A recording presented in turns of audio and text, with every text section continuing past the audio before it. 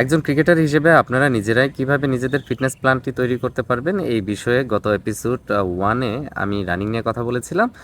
তো রানিং আসলে সপ্তাহে কতদিন করবেন এই বিষয়টা নির্ভর করে 3টা বিষয়ের উপর আমি বলেছিলাম। এর মধ্যে 2টা বিষয় নিয়ে আপনাদের সাথে গত ভিডিওতে আলোচনা করেছিলাম। যারা গত ভিডিওটি দেখেননি দয়া করে দেখে নেবেন। আর আজকে আমি 3 নাম্বার বিষয় নিয়ে আপনাদের সাথে কথা বলবো। তো চলুন শুরু করি। একজন ক্রিকেটার সপ্তাহে কতদিন রানিং রাখবে এই বিষয়টা সম্পূর্ণভাবে নির্ভর করে ক্রিকেটারদের সিজনের উপর।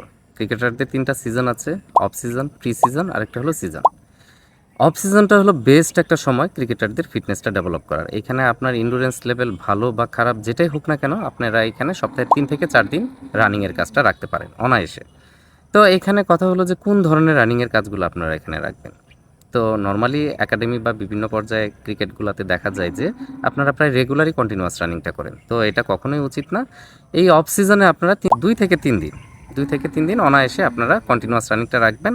আর 1 দিন বা 2 দিন যেটা থাকবে সেটা আপনারা শাটল বা ইন্টারভেল রানিং সার্কেল বেস করে সেটা আপনারা করতে পারেন। তো প্রি সিজনে গিয়ে আমরা যে জিনিসটা করব সেটা হলো এখানে আমাদের কিন্তু প্রায়োরিটি পাবে ফিটনেস প্লাস স্কিল।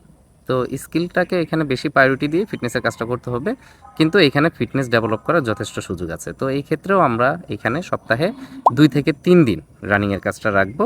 আর এই কাজগুলা আমরা কন্টিনিউয়াস রানিং যেটা সপ্তাহে 1 দিন, আর বাকি 2 দিন আমরা শাটল রান বা টার্ন রান যেটা আমাদের সবচেয়ে বেশি দরকার হবে ম্যাচে, টার্ন রান এবং ফাস্ট রানগুলা আমরা রাখার চেষ্টা করব। তারপরে যে জিনিসটা আছে সিজন, এই জায়গাটায় আমরা জাস্ট মেনটেন করব।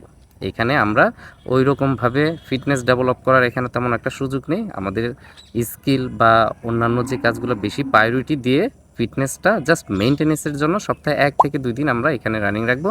আর এই রানিংগুলা টার্ন রান বা ফাস্ট রান বা স্প্রিন্ট এই ধরনের রানিংগুলো যেন থাকে যেটা আমাদের ম্যাচে বেশি সাপোর্ট দিবে, কারণ আমাদের ম্যাচে কিন্তু কুইক মুভমেন্টটাই বেশি করতে হয়।